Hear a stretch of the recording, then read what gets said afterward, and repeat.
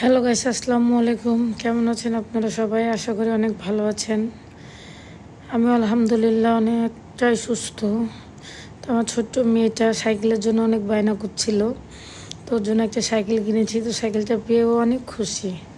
ওর খুশিটা দেখে, ওর মিষ্টি মুখে কি হাসি, কতটা যে খুশি।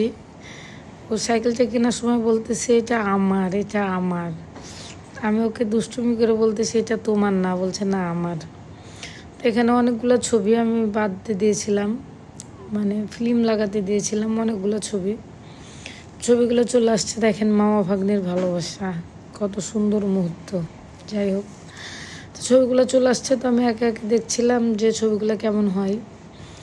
দেখলাম যে মাশাল্লাহ অনেক সুন্দরভাবে বেঁধে দিয়েছে। আর ফিল্মটা আমার কালো অনেক পছন্দ হয়েছে। এই যেখানে আমার ছোটো মেয়ে, আমার ছোটো ভাই, এখানে আমার দুই ভাবির সাথে আমার অনেক অনেক মানে অনেককে গিফট করব বলেও, এই যে আমার দুইটা আব্বা, একটা বোনের ছেলে, একটা ভাইয়ের ছেলে। তো এটা হলো আমার মাই ডিয়ার হাজব্যান্ড।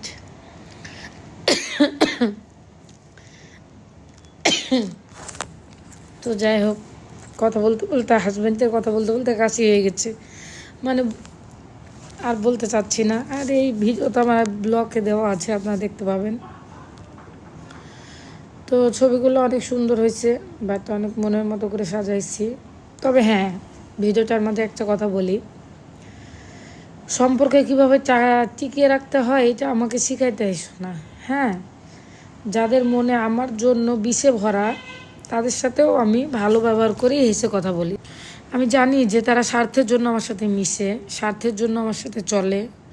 কিছু কিছু মানুষ আছে, কিছু কিছু রিলেটিভ আছে, কিছু কিছু ফ্রেন্ড সার্কেলস আছে, যারা স্বার্থের জন্য আমার সাথে মিশে, স্বার্থের জন্য আমার সাথে চলে, স্বার্থের জন্য আমাকে ডাকে। তারপরেও আমি কিন্তু জেনে বুঝে তাদের সাথে চলি। তো সম্পর্ক কীভাবে টিকিয়ে রাখতে হয়, বা সম্পর্কর পিছনে যারা ছুরি মারে, তারপরও আমি তাদের সাথে হেসে কথা বলি, তাদের সাথে সম্পর্ক ভালো রাখার চেষ্টা করি। আমি জানি যে তারা আমার ক্ষতি চাচ্ছে। এটা আমার মেয়ের টিচার এবং টিচারের মেয়ে। তো আমি অনেককে গিফট করার জন্য ছবি ফিল্ম করছিলাম, অনেককে গিফটও করছি, আবার কিছু কিছু গিফট করাও হয় না। এটা আমার মেয়ের ছোটোবেলাকার ছবি, এটা আমার ছোটো মেয়ের ছোটোবেলাকার ছবি। আর এগুলোর কথা নাই বলি। তলেরটা আমার বান্ধবী ছিল। অনেকগুলো ছবি ফিল্ম করছিলাম অনেককে গিফট করব বলে।